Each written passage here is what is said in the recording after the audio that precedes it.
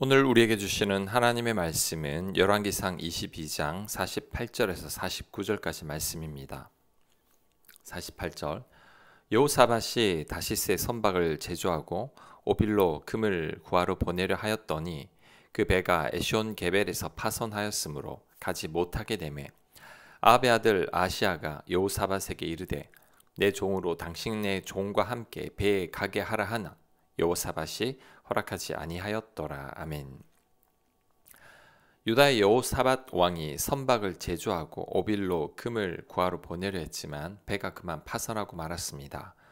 그 후 아합의 아들 아시아 왕이 다시 함께 배를 보내자고 제안을 했습니다. 하지만 여호사밧 왕은 그 제안을 거절했습니다. 이런 얘기가 성경에 왜 나오는 걸까요? 배가 파선한 얘기, 이스라엘 왕이 연합하자고 했지만 거절한 얘기가 성경에 나오는 이유가 뭘까요? 하나님께서 기뻐하시지 않는 것이 오늘 본문 속에서 두 가지가 나오기 때문입니다. 그래서 성경에 나오는 겁니다. 그렇다면 그게 뭘까요? 첫째, 왕이 금을 모으는 것은 하나님의 뜻이 아닙니다.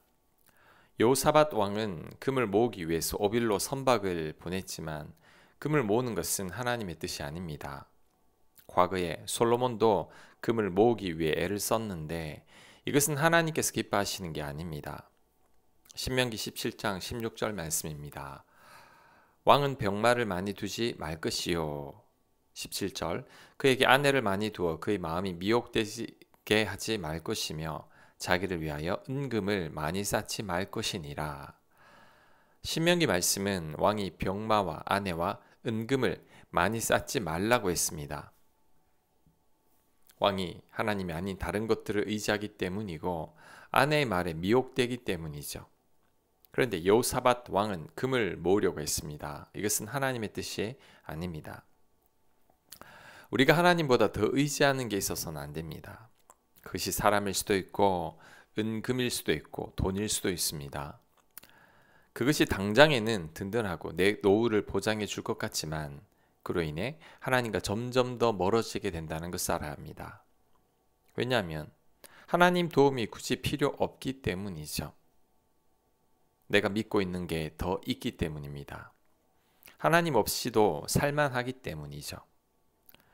우리는 좀 부족하더라도 하나님만을 의지하고 하나님만을 붙들면서 살아야 합니다. 하나님 없이는 도저히 살 수 없는 삶이 되어야 합니다. 이것이 복 있는 삶입니다.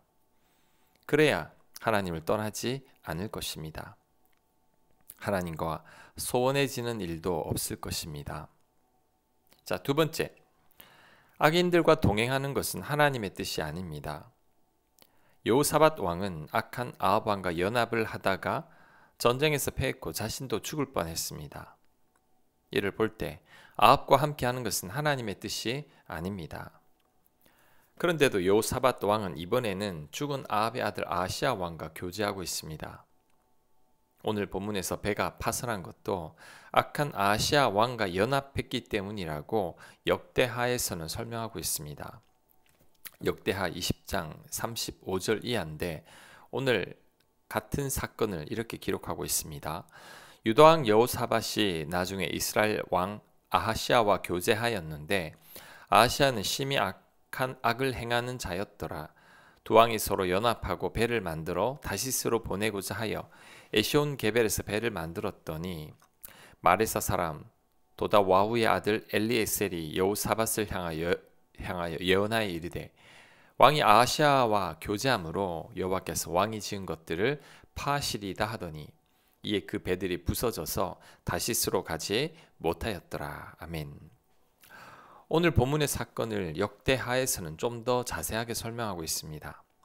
배를 만들어서 오빌로 보낼 때 여호사밧 왕 혼자서 한 게 아니라 악한 아시아 왕과 연합해서 한 것이라고 설명하고 있습니다. 하지만 엘리에셀이라는 선지자가 여호사밧 왕을 책망하면서 악한 아시아 왕과 연합했으니 배가 침몰할 것이라고 경고를 했습니다. 이때 여호사밧 왕은 배를 보내지 말아야 합니다. 그리고 아시아 왕과 단절해야 합니다. 하지만 여호사밧 왕은 아시아 왕과 단절하지 않았고 배까지 오빌로 보냈습니다. 결국 경고한 대로 배가 침몰하고 말았습니다. 그 후 아시아 왕이 다시 배를 보내자고 말했지만 여호사밧이 이제는 거절합니다.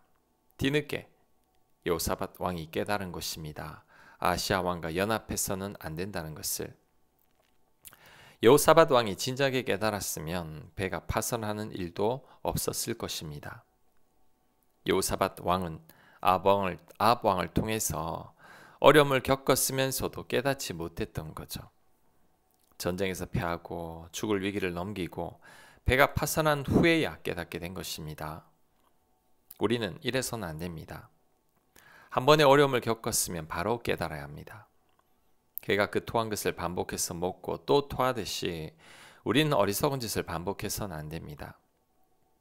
내 곁에 어떤 악인이 있는지 잘 성찰해 봐야 합니다. 그 사람으로 인해 어려움을 겪었다면 이제는 그 사람을 멀리해야 합니다. 안 그러면 또 다른 어려움을 또 겪게 됩니다. 복은 악인들과 죄인들을 멀리하는 데서 시작됩니다. 내 곁에 믿음의 사람과 좋은 사람들이 많을 때 복이 점점 더 많이 쌓이게 됩니다. 아합이나 아시아 왕 같은 사람은 빨리 정리를 해야 합니다. 하나님께서 기뻐하시지 않을 사람은 멀리해야 합니다. 그것이 우리가 잘 되는 비결입니다. 아멘. 묵상과 적용 질문입니다. 내 곁에 멀리해야 할 사람은 누구입니까? 하나님께서 나에게 반복적으로 경고하는 것은 무엇입니까? 내가 어떻게 대처해야 할까요? 기도합니다. 하나님, 여호사밧 왕처럼 고난을 겪고 나서 깨닫는 자가 되지 않게 하옵소서.